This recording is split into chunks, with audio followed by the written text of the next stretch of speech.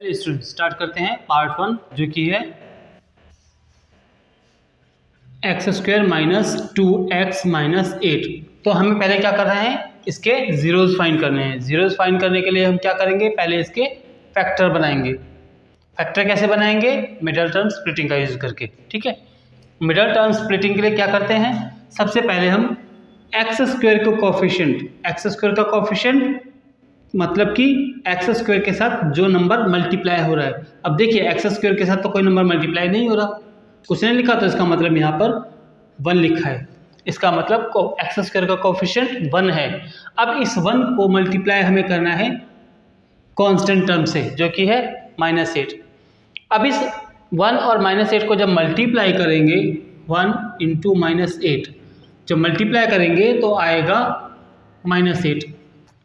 ठीक है, अब माइनस को थोड़ी देर के लिए हम भूल जाते हैं और इस 8 के ऐसे 2 हिस्से बनाने हैं जिनको प्लस या माइनस करने पर, जिनको प्लस या माइनस करने पर क्या आना चाहिए, ये -2 आना चाहिए, मिडिल टर्म आनी चाहिए।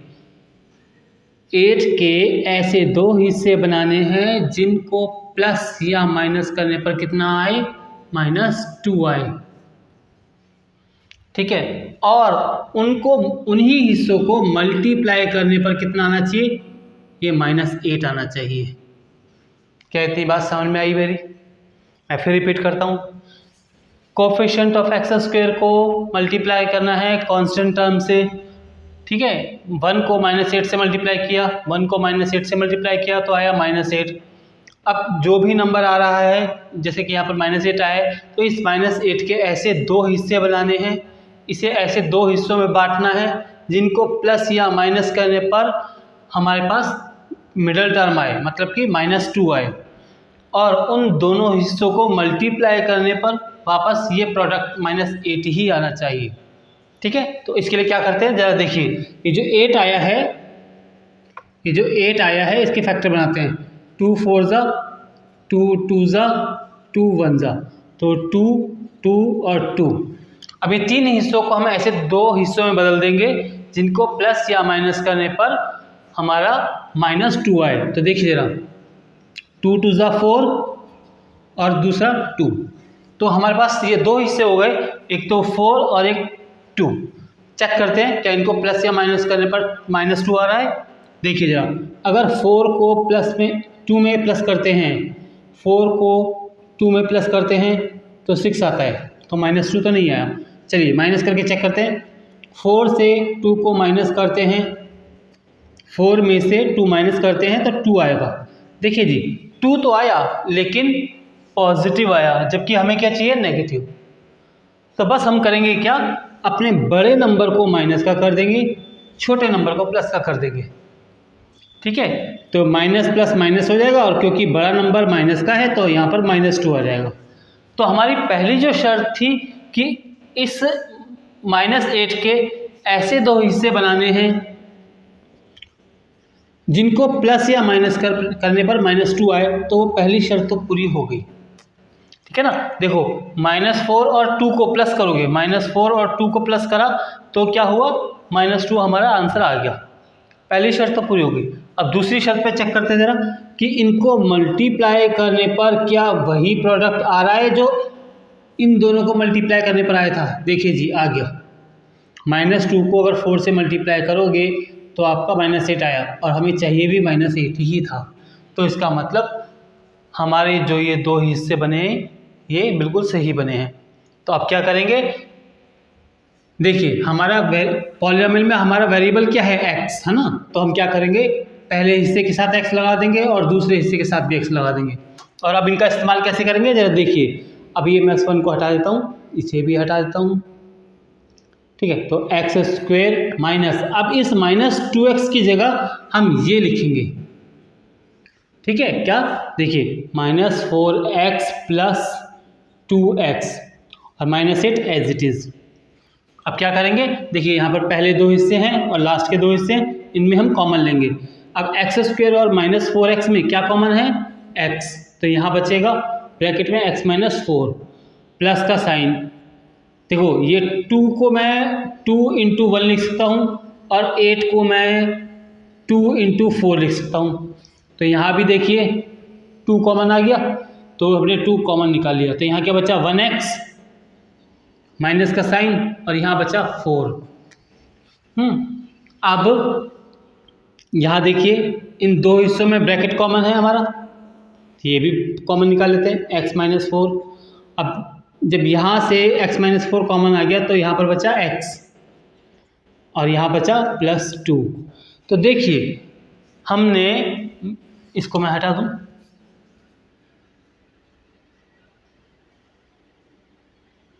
देखिए हमने मिडल टर्म स्प्लिटिंग का यूज करके जो गिवन पॉलिनॉमियल था, जो हमें पॉलिनॉमियल गिवन था, उसके फैक्टर्स तो बना लिए, लेकिन हमें फैक्टर नहीं चाहिए थे, हमें जीरोस चाहिए। तो अब जीरोस कैसे फाइंड करेंगे, यहाँ लिखेंगे जीरोस, और जीरोस फाइंड करने के लिए सिंपली हमें इन फैक्टर्स को 0 के इक्वल पुट कर देना है। तो x माइनस 4 इक्वल्स टू 0 और साथ में x प्लस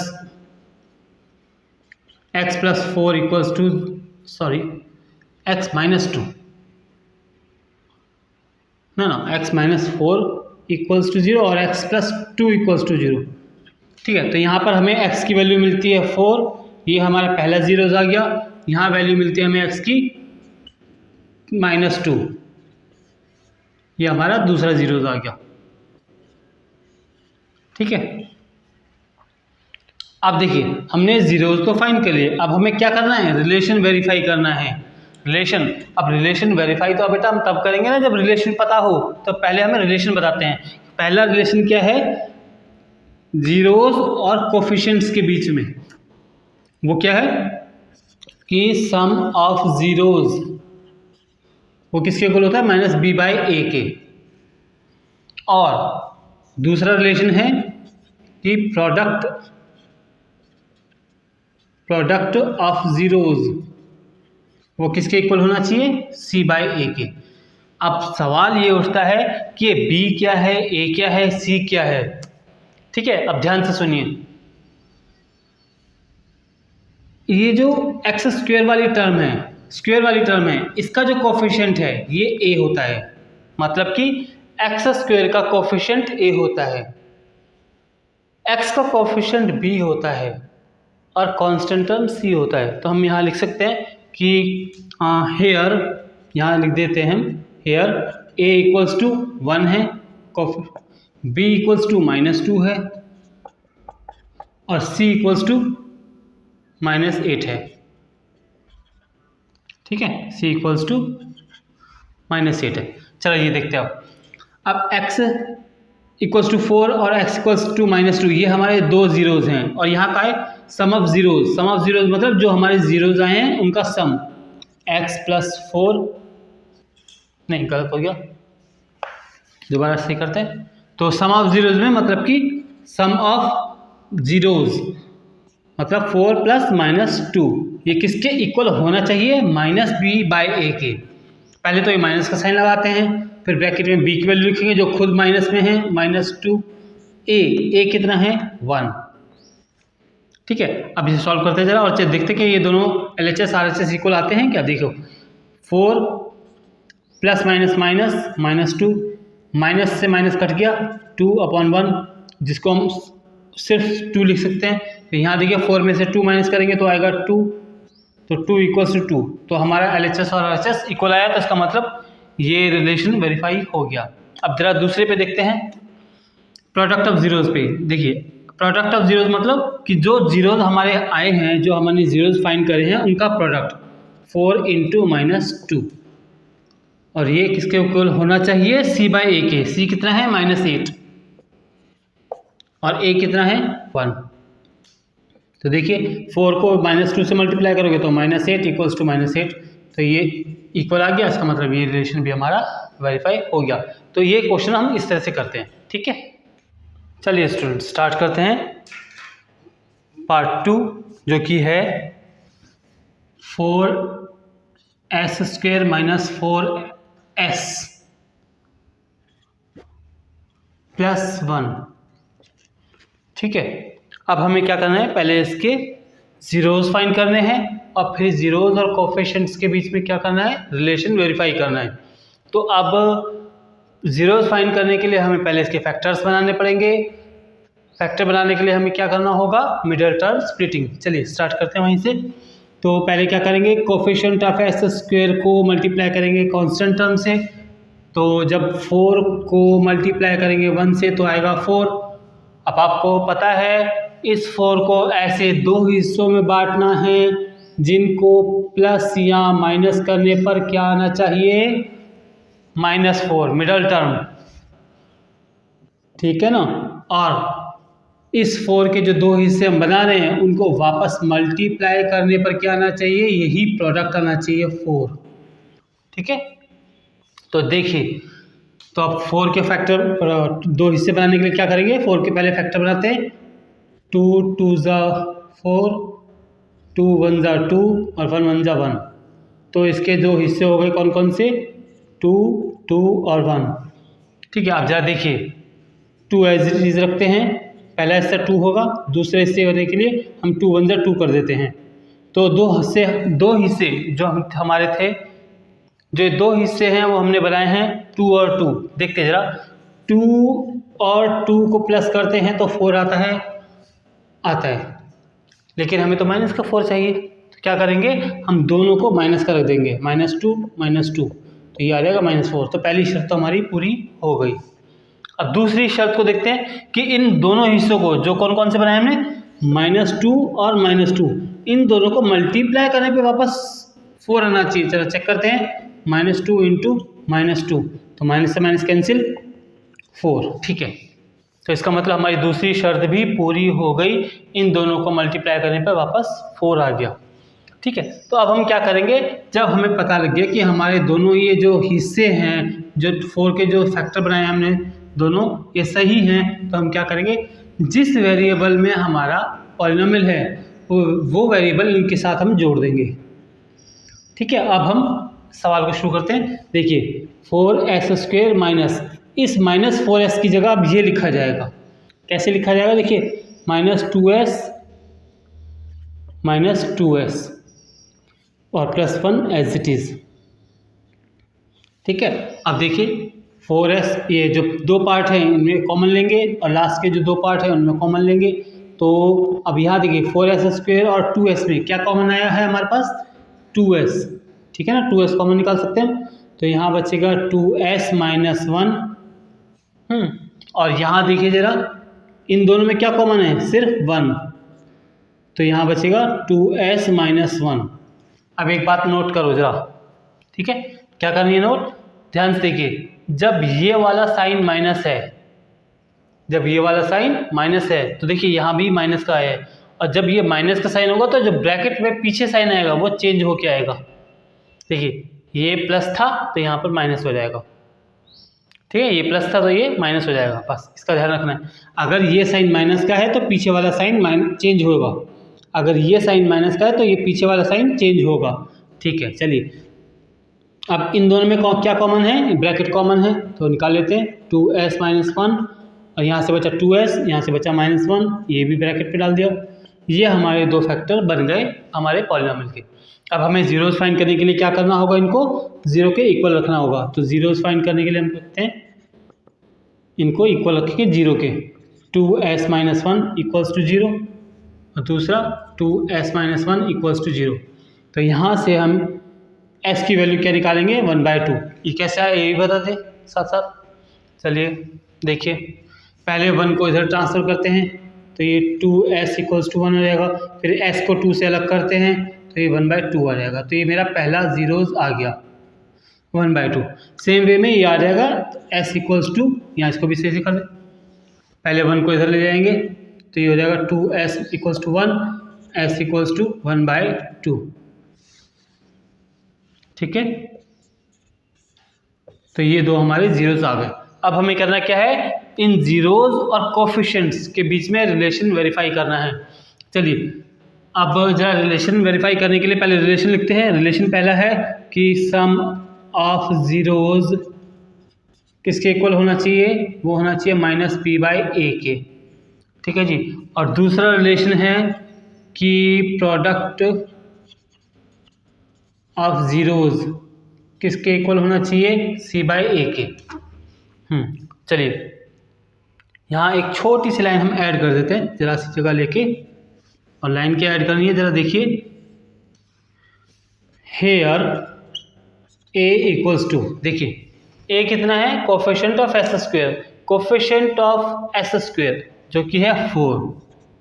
a क्या होता है, स्क्वायर वाले टर्म का कोफिशिएंट, ठीक है।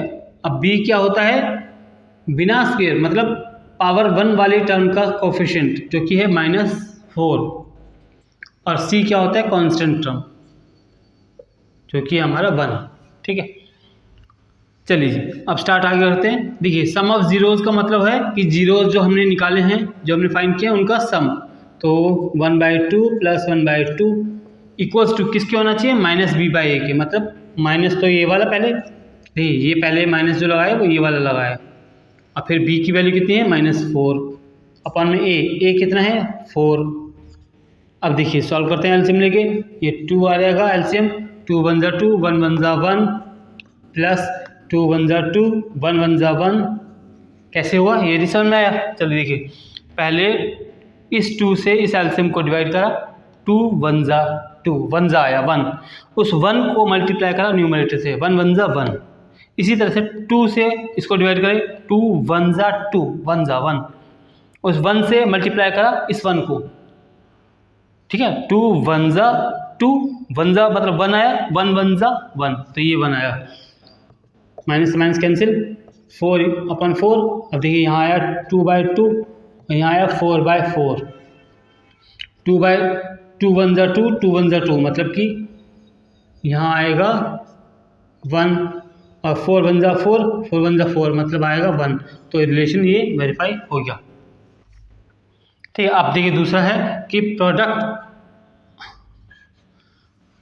प्रोडक्ट ऑफ जीरोज़, मतलब ये जो जीरोज़ हैं इनका प्रोडक्ट 1/2 × 1/2 ये किसके इक्वल होना चाहिए, c/a के। मतलब देखिए c कितना है 1 और a कितना है 4, 1/4 के इक्वल होना चाहिए, ठीक है। तो अब देखिए मल्टीप्लाई करते हैं, 1 × 1 = 1, 2 × 2 = 4, और ये 1/4, इस तरह से ये रिलेशन भी वेरीफाई हो गया। स्टूडेंट स्टार्ट करते हैं पार्ट 3 जो कि है 6x² - 3 - 7x, 6x² - 3 - 7x। देखिए इसे पहले हम रीअरेंज करके लिखेंगे ठीक से, जो कि कैसा होना चाहिए, 6x² - 7x - 3। इसमें भी पहले हम मिडल टर्म स्प्लिटिंग करके इसके फैक्टर्स बनाएंगे, फैक्टर्स फाइंड होने के बाद जीरोज़ फाइंड करेंगे, और फिर जीरोज़ और कोफिशिएंट्स के बीच में रिलेशन वेरीफाई करेंगे, ठीक है ना। चलिए अब मिडल टर्म स्प्लिटिंग कैसे करते हैं, पहले हम सीख चुके हैं, फिर भी हम यहाँ सीखेंगे। चलिए देखिए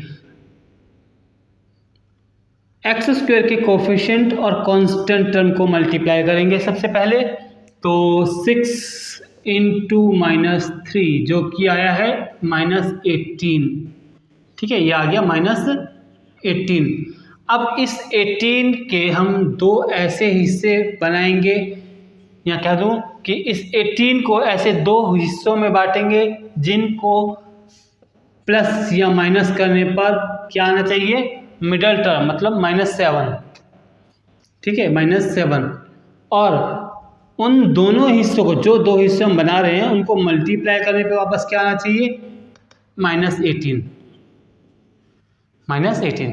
तो हम स्टार्ट करते चलिए, इस 18 के फैक्टर बनाना शुरू करते हैं। 2 × 9 = 3 × 3 = 3 × 1 = ठीक है, तो ये बने 2 × 3 × 3।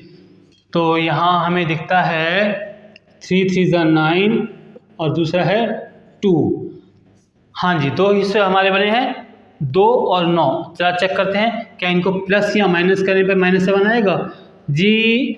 2 + 9 करूँगा तो 11 आएगा, तो -7 तो नहीं आया, प्लस करने पे तो नहीं आया, माइनस करने पे चेक करते हैं।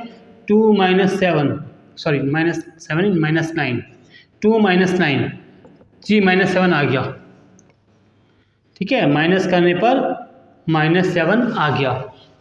पहली शर्त तो पूरी हो गई, अब दूसरी शर्त चेक करते हैं, क्या इनको मल्टीप्लाई करने पर भी हमारा आंसर सही आ रहा है, 2 × -9। हाँ जी, -18 आ गया, दूसरी शर्त भी पूरी हो गई। तो देखिए 2 और 9, 2 और -9, देखिए जरा, पहला हिस्सा बना हमारा 2 और दूसरा हिस्सा है -9, इनको प्लस करेंगे, मतलब कि -9 और 2 को जब प्लस करोगे तो -7 आ जाएगा जो हमें चाहिए, और -9 और 2 को जब मल्टीप्लाई करोगे तो -18 आ जाएगा जो कि हमारा सही है। ठीक है, तो इसका मतलब ये वेरीफाई हो गया कि हमारे जो फैक्टर्स हैं वो ठीक हैं। अब हम क्या करेंगे, जिस वेरिएबल में हमारा पॉलिनोमियल है वो वेरिएबल के साथ जोड़ देंगे। तो हमारे दो फैक्टर बन गए, एक 2x और दूसरा -9x। अब इनका इस्तेमाल हम करेंगे यहाँ पर मिडल फैक्टर बनाने के लिए। देखिए 6x², अब -7x की जगह ये लिखा जाएगा। ठीक है, और कैसे लिखेंगे, -9x + 2x - 3। देखिए बेटा, जो दो फैक्टर हम बनाते हैं उन्हें हमें इस मिडल टर्म की जगह इस तरीके से लिखना होता है कि सॉल्व करने पर वापस मिडल टर्म आए। देखिए माइनस प्लस माइनस होगा, -9x में से माइनस प्लस माइनस होगा, और 9x में से 2x माइनस करोगे तो 7x आ जाएगा, और क्योंकि माइनस का नंबर बड़ा है 9 तो माइनस का साइन आएगा। ठीक है, तो जो हम फैक्टर बनाते हैं उनको हमें मिडल टर्म की जगह इस तरह से लिखना होता है कि सॉल्व करने पर मिडल टर्म आ जाए। ठीक, ये हमारे हाथ में होता है। चलिए अब इन पहले दो पार्ट और दूसरे दो पार्ट में कॉमन निकालेंगे हम। तो देखिए इनमें कॉमन क्या है, फर्स्ट टू पार्ट्स में 3x, तो 3x कॉमन निकालेंगे तो यहाँ बचा 2x - 3। ठीक है, अब देखिए इन दोनों पार्ट में तो कुछ कॉमन नहीं है, यहाँ 2 है यहाँ 3 है, लेकिन ध्यान से देखिए इस 2 को मैं 2 × 1 लिख सकता हूँ और इस 3 को मैं 3 × 1 लिख सकता हूँ। तो यहाँ पर 1 इन दोनों में कॉमन आ गया, तो 1 हमने कॉमन निकाल दिया। तो यहाँ क्या बचा, 2x, और यहाँ बचा -3। अब इस स्टेप में देखिए ये दो ब्रैकेट कॉमन है, तो यहाँ निकाल दिया 2x - 3, 3x बचा यहाँ से, +1 बचा। ये दो हमारे फैक्टर्स बन गए। अब हम जीरोज़ कैसे निकालेंगे, जीरोज़ निकालने के लिए इन फैक्टर्स को हम 0 के इक्वल रख देंगे। तो देखिए 2x - 3 = 0 और 3x + 1 = 0। अब यहाँ से x की वैल्यू कैसे निकालेंगे, देखिए 2x = 3 हो जाएगा, x = 3/2 हो जाएगा। ये पहला जीरोज़ हमारा आ गया। इसी तरह यहाँ पर इस 1 को यहाँ शिफ्ट करेंगे तो 3x = -1, x = -1/3, ये हमारा दूसरा जीरोज़ आ गया। ठीक है, अब हम क्या करेंगे, रिलेशन वेरीफाई करेंगे।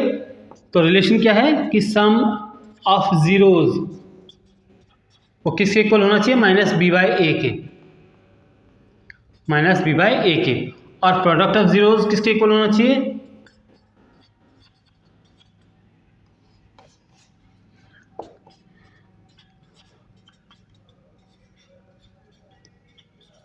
वो होना चाहिए c/a के। ठीक है, चलिए शुरू करते हैं।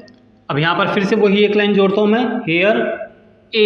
देखिए a क्या होता है, a होता है coefficient of square term, coefficient of square term. देखिए स्क्वायर टर्म का कोफिशिएंट क्या है, 6, तो a हमारा 6 हो जाएगा। कोफिशिएंट ऑफ x वो क्या होता है हमारा b, तो हो जाएगा -7, और कांस्टेंट टर्म जो होती है वो हमारा c होता है, तो वो हो जाएगी हमारी 3। चलिए जी, अब सम ऑफ जीरोज़ जो मतलब जो हमने जीरोज़ फाइंड करे हैं उनका सम 3/2 + -1/3। सम ऑफ जीरोज़ किसके इक्वल होना चाहिए, -b/a के। अब देखो b कितना है हमारा, -7, तो पहले माइनस का साइन और फिर -7, a कितना है 6, तो मतलब कि ये दोनों इक्वल आने चाहिए। ठीक है, अब एलसीएम लेते हैं, 2 और 3 का एलसीएम लेंगे, 6 आएगा। अब देखिए दोबारा से सुनिए, 2 × 3 = 6, 3 × 3 = 9। दोबारा 2 से 6 को डिवाइड करा, 2 × 3 = 6, 3 × 3 = 9, प्लस। अब देखिए डायरेक्ट में प्लस माइनस माइनस होता है तो मैंने माइनस का साइन लगा दिया। 3 × 2 = 6, 2 × 1 = 2, इक्वल्स में माइनस से माइनस कट गया, 7/6। अब देखिए 9 - 2 7, और यहाँ से 6 में 7/6, 7/6, ये रिलेशन वेरीफाई हो गया। ठीक है, अब प्रोडक्ट वाले पे भी आ जाते हैं। अब प्रोडक्ट ऑफ जीरोज मतलब कि 3/2 इंटू -1/3, ये किसके इक्वल होना चाहिए? c/a के। c कितना है? -3, a कितना है? 6, ये होना चाहिए -3/6 के इक्वल। बिल्कुल सिंपल है, देखो 3 1 जा 3 -3 और 2 3 जा 6 और यहाँ से -3/6, तो ये रिलेशन भी वेरीफाई हो गया। ठीक है बेटा, समझ में आया क्वेश्चन? आई होप आपको समझ में आया होगा। चलिए स्टूडेंट स्टार्ट करते हैं फोर्थ पार्ट, जो कि है 4u² + 8u। 4u² + 8u। ठीक है, अब इसको सॉल्व करने के लिए बड़ा सिंपल सा मेथड है। देखिए जरा, इन दोनों हिस्सों में हम सीधे सीधे 4u कॉमन निकाल सकते हैं। तो यहाँ बचेगा क्या? u प्लस यहाँ बचेगा 2। ठीक है, अब ये पहले वाले हिस्से को भी मैंने ब्रैकेट में रख लिया। अब ये दो हिस्से बन गए, ये हमारे फैक्टर बन गए, फैक्टर हमें मिल गए। जीरोस फाइंड करने के लिए क्या करेंगे? इनको 0 के इक्वल रख देंगे, तो ये हो जाएगा 4u = 0 और ये हो जाएगा u + 2 = 0। तो फर्स्ट पार्ट में u = 0/4 मतलब कि u = 0 आ गया, ये हमारा पहला जीरोस है। अब दूसरा जीरोस कैसे निकलेगा? u = -2, ये हमारा दूसरा जीरोस है। सिंपल है ना? देखो क्या करा, इन दोनों में मैंने पहले 4u कॉमन निकाला, 4u कॉमन निकाला तो यहाँ से बचा u और यहाँ से बचा 2।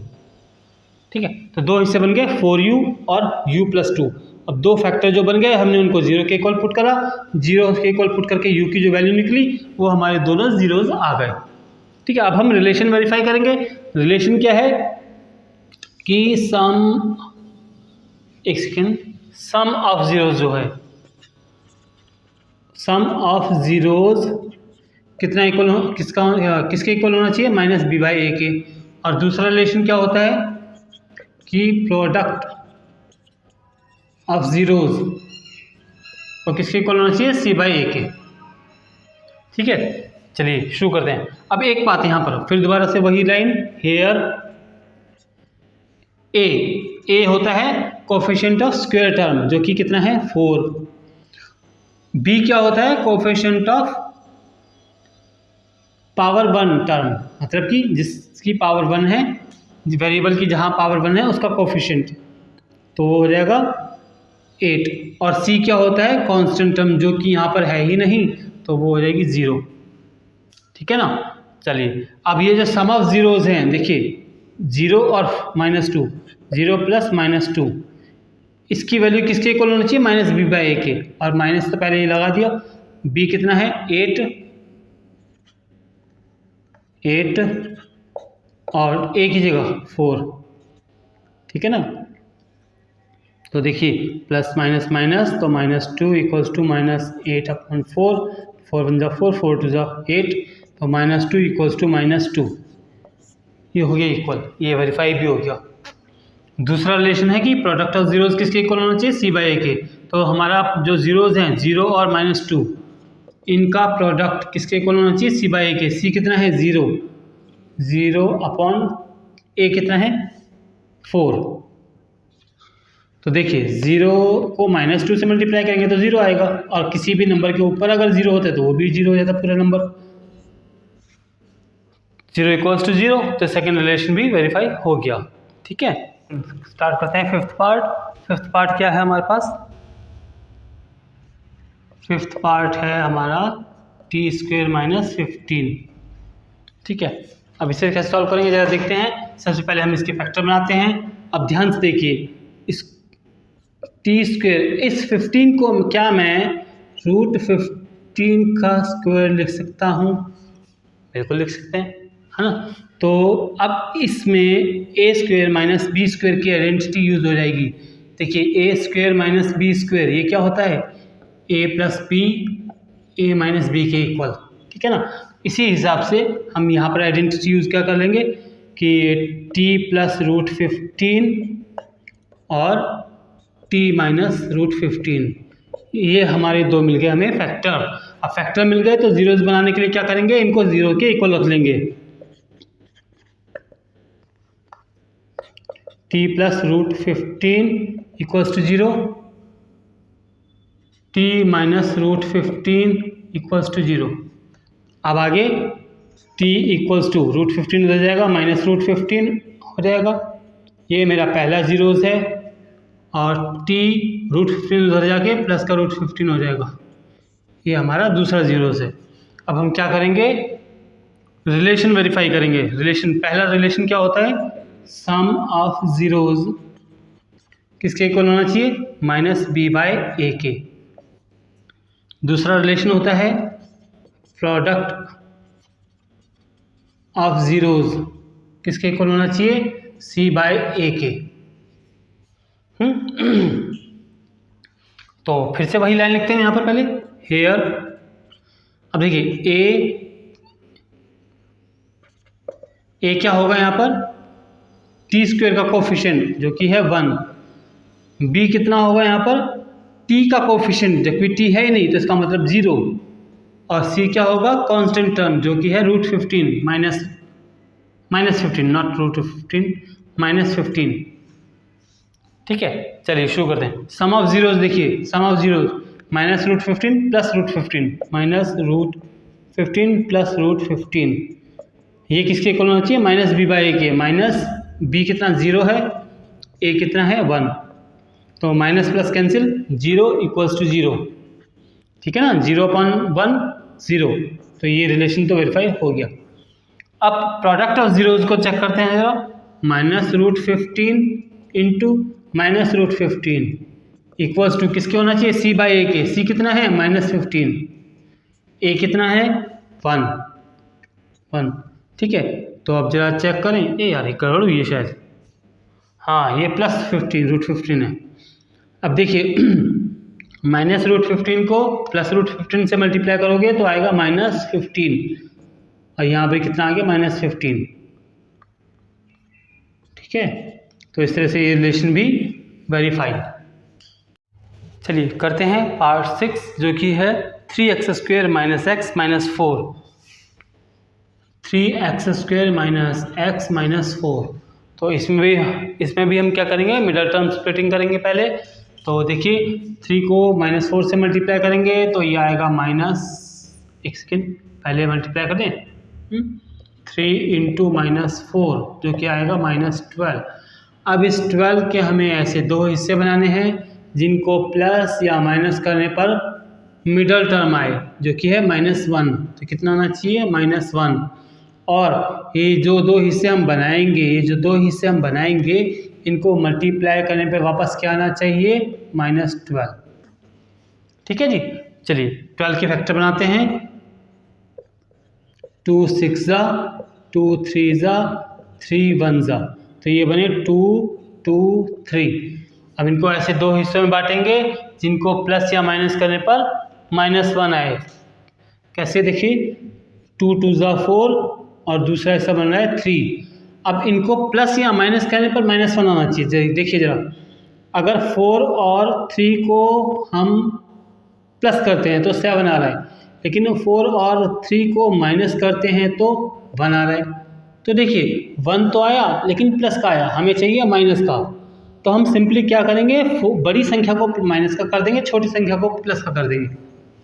जो बड़ा नंबर है उसे माइनस का कर देंगे और जो छोटा नंबर है उसे प्लस का कर देंगे। तो इससे क्या होगा, माइनस प्लस माइनस 1 माइनस भी हो जाएगा और नंबर जो साइन जो आएगा वो माइनस का आ जाएगा। तो इस तरह से हमारी पहली शर्त तो पूरी हो गई। तो हमारे दो फैक्टर कौन कौन से बन रहे हैं, -4 और 3।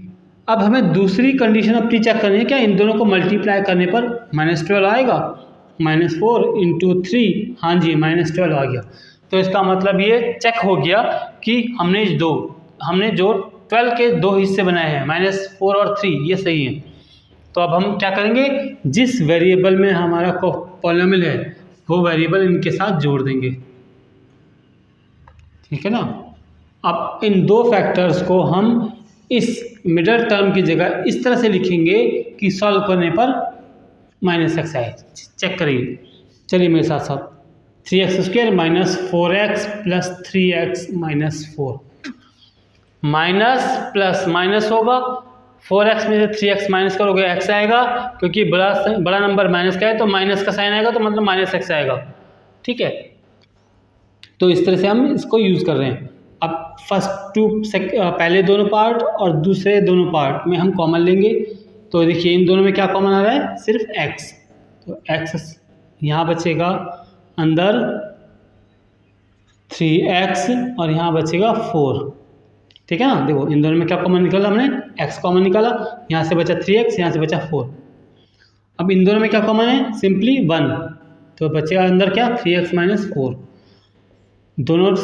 इन दोनों पार्ट में ब्रैकेट कॉमन है तो ब्रैकेट कॉमन निकाल लिया, यहाँ से बचा x, यहाँ से बचा +1। ठीक है, दो फैक्टर हमें मिल गए। इन फैक्टर्स को हम 0 के इक्वल रखेंगे तो हमें जीरोज मिल जाएंगे, तो 3x minus 4 equals to 0, x plus 1 equals to 0। यहाँ से हम x की वैल्यू क्या निकालेंगे, x इक्वल्स टू 4/3 और यहाँ से x इक्वल्स टू -1। ये हमारे दो जीरोज आ गए। ठीक है, अब हम रिलेशन वेरीफाई करेंगे। तो पहला रिलेशन क्या है कि सम ऑफ जीरोज किसके इक्वल होना चाहिए, -b/a के। और दूसरा रिलेशन है कि प्रोडक्ट ऑफ जीरोज किसके इक्वल होना चाहिए, c/a के। तो चेक करते हैं जरा अब हम कि सम ऑफ जीरो, देखो जीरोज का सम मतलब 4/3 का सम किसके साथ, -1 के साथ, किसके इक्वल होना चाहिए, -b/a के। अब चलो जी b और a वगैरह भी सेट कर दे जरा। हेयर a कितना है 3, b कितना है -1, c कितना है -4। ठीक है ना, अब बताने की जरूरत तो नहीं है कैसे हैं। देखिए फिर भी ये स्क्वायर वाली टर्म का जो कोफिशिएंट होता है वो a होता है। ये बीच वाली टर्म जो जिसमें वेरिएबल की पावर 1 है उसका कोफिशिएंट होता है b, और जो कांस्टेंट टर्म वो होती है c। कांस्टेंट टर्म जो होती है वो होती है c। चलिए सम ऑफ जीरोज किसके इक्वल होना चाहिए, -b/a के। तो पहले ये माइनस का साइन बाहर ऐसा हुआ है, ब्रैकेट में b की वैल्यू रखेंगे जो कि खुद -1 है, a की वैल्यू 3 है। ठीक है, अब इनको सॉल्व करते हैं जरा। तो इसके नीचे एलसीएम 1 ले लेते हैं, 3 और 1 का एलसीएम 3 आएगा, 3 1 ज़ा 3, 1 4 ज़ा 4, प्लस माइनस माइनस 1 3 ज़ा 3, 3 1 ज़ा 3 इक्वल्स टू माइनस से माइनस कैंसिल, 1/3। अब 4 में से 3 माइनस करा 1, 1/3 इक्वल्स टू 1/3। तो ये इस तरह से सॉल्व हुआ, रिलेशन वेरीफाई हो गया, 1/3 इक्वल्स टू 1/3 आ गया। अब जरा चेक करते हैं प्रोडक्ट वाले। तो मतलब 4/3 इंटू -1 करेंगे, 4/3 into -1 equals to c/a। c कितना है -4, a कितना है 3, चलो -4/3। तो देखिए यहाँ पर -4/3 इक्वल्स टू -4/3, ये रिलेशन भी वेरीफाई हो गया। ठीक है, ओके।